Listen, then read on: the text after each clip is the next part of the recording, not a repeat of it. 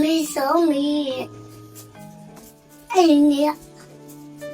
တန်ကြီးအတပည့်လေးလေးတားကပါပြတ်တယ်နေပါအမေမရှိရတော့အမေရဲ့ရိုးလေးစီတားရောက်ခဲ့အမေရဲ့ရိုးလေးကမုံမလို့ပဲမေပြတ်တော့တယ်တောင်းချောင်းနေလို့ပဲနေတော့ရပါလေအမေမန္တန်ကတင်လေးတွေဒီကနေ့မပြေပြန်ရောက်တယ်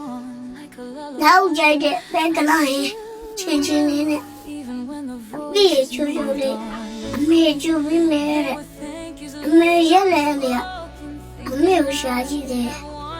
အမေသာကြောက်တယ်မယ်အမေတီးလို့ရှိပါရဲ့အေးရောင်လေးပြခဲ့နောက်ဘဝကျမှအမေကိုမေး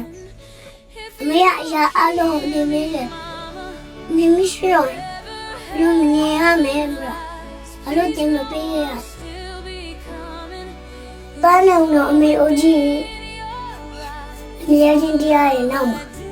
ဒါလည်းတနေ့အမေအမတကရဲ့နောက်လိုက်ခဲ့တရားတွင်မှာအမေနဲ့ပြန်တွေ့လေမင်းမျက်နှာလေးကြည့်တော့မရအောင်အမေစကားကိုကြောက်ခိုင်းပြီ